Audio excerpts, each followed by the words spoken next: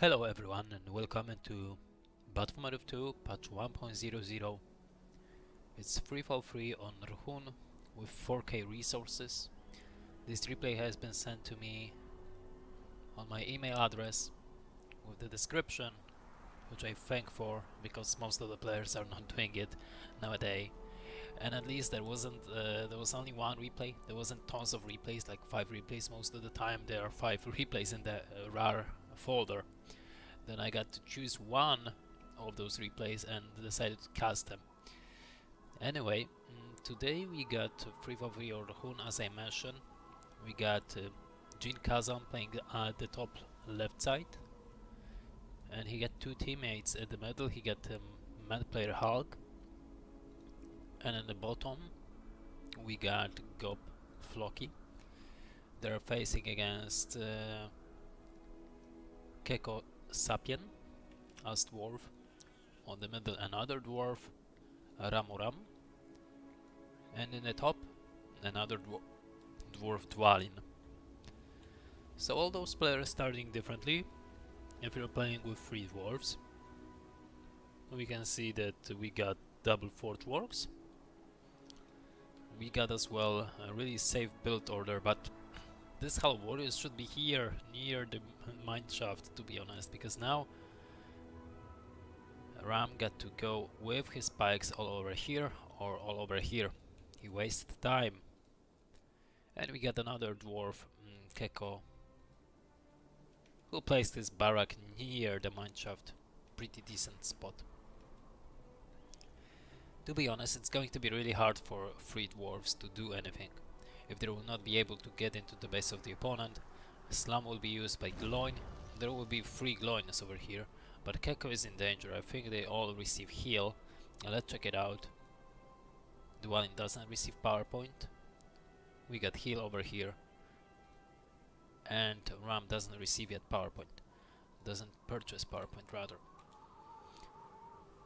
So DwaLiN point out that Keko is in danger, but he also point out that the base of himself is in danger, and he may lose this base. Goblin is only on level 2, but with help of the pikes that should be in preoccupied formation to get less damage, he should be able to take down the fortress. Although dwarves may get heal. May get rebuilt, of course. That's actually happened even twice. What a mistake, actually. And they wasted double rebuild. Ram just appeared to aid his teammate with King Dane. Rather unusual. Most of the players are going for Glowing to deal more damage to the structures. In this case, it seems that Ram decided to go rather as a support hero. Glowin definitely receive levels really quickly, but he is rather a support hero with his stubbornness and might rage as a heal. It works as a heal over here, not only giving your units more damage and armor. Pretty useful. That's why I call it support hero. King Dane is moving out, it seems, over here, so we got literally tons of mineshafts on the map. We got rangers that just use their arrow volley, or long shot it's called over here. Hulk trying to build some kind of army to squeeze his opponent. He got Boromir on the field, pretty decent pick. Some players choose Theoden, but with Theoden and Rohirrims or Knights of Gondor, you need to micro as hell, so it's a rather safe choose to go for Boromir. At this point, King Dane is moving in alongside Keko's Glowin that already is a level 4. It means that he gets Shake Foundation, really good PowerPoint actually. One thing that Ram doesn't receive is a much more army, bigger army, but it seems Glowin will be picked up by Goblin Warriors over here. So the attack on the fortress will fail, and Glowin as well, King Dane as well, will get down pretty easy. Floki with Goblin spam, pretty decent over here. He was in danger, his fortress was in danger, but now he's all over it. As we can see, none of those players took the outpost, none of the players choose the signal fires, they are all trying to rush the opponent. which is not that bad of the idea. I rather choose to go for those structures on the map all the time. Instead of rushing the opponent, I rather to play smart and slow than fast and reckless. But it's just me. As we can see over here, Goblin was able to pick up the fortress as well as some barracks. So he almost get level 10. So jIn-kaZAma will be seen in no time. DwaLiN lost his fortress and now is forced to get away into the base of his teammates. Of course 1.00 is always funny. You get all the drama over there in 1.00. The players are just too full of themselves, I assume.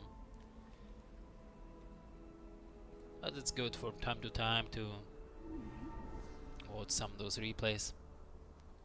See what they are doing and why.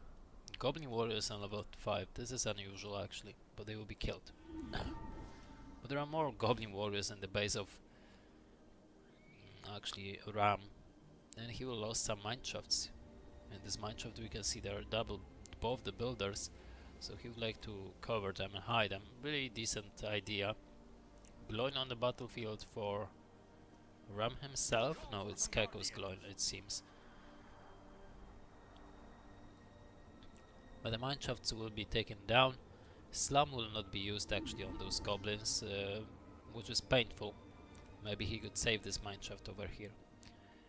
There's more fighting to be done here. So Goblin is back, I mean King Dane is back on the field for Ram. But he got nothing to support. There are no units. Actually only 3 battalions, double guardians and pikes against those of pikes and King Dane plus Goblin. So I don't think so that it's going to be a good idea. Goblin on level 10, jIn-kaZAma may be used and it's going to be it.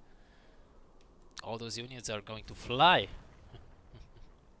Indeed, only heroes remain, but it's not enough, I think. The fortress for Ram is going down. Definitely, this player receive heal. But is he going to use it? Yes, he did heal in the last second, as well as jIn-kaZAma or Shake Foundation. And here we go. The fortress for Ram is gone completely.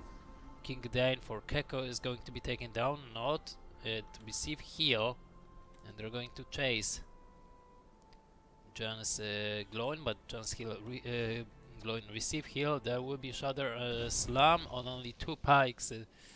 It's not the greatest idea.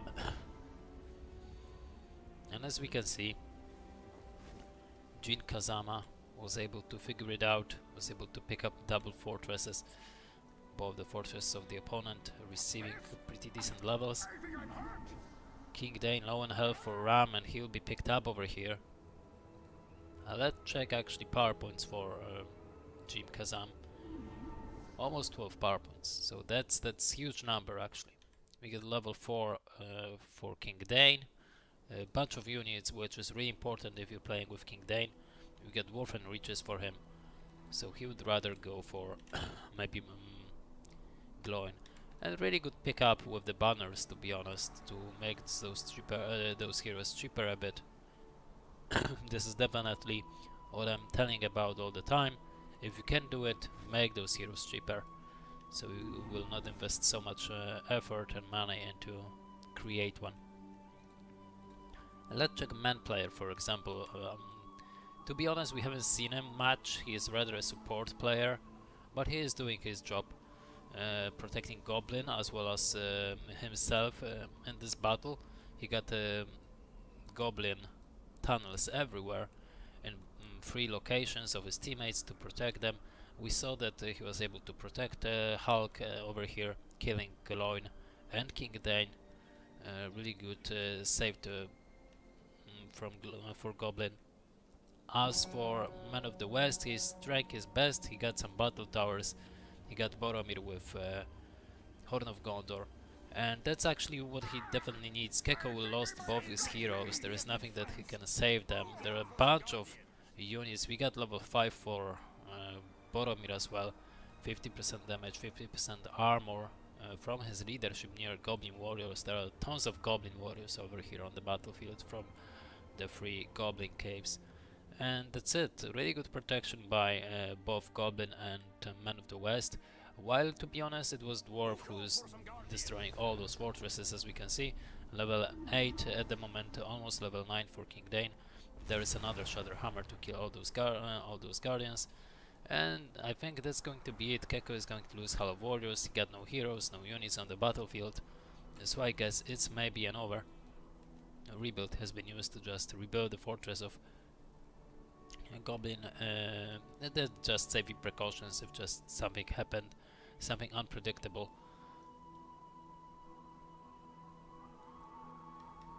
I guess that's almost over. Definitely, there are some barracks high hidden, but that's enough. Actually, Dwarf do all the work in attack mode, while a Man of the West and Goblin was trying to protect the bases.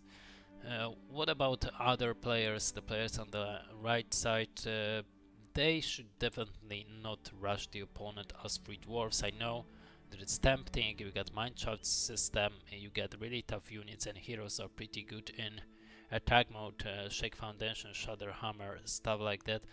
But definitely taking the map control, establish yourself, and then attack your opponent is relatively rather less risky than just rush your opponent and fail, because if you fail once, it's really hard to get back on your feet if you are losing significantly and losing those heroes. Anyway, that's it for today. Thank you for watching. Hope you enjoy.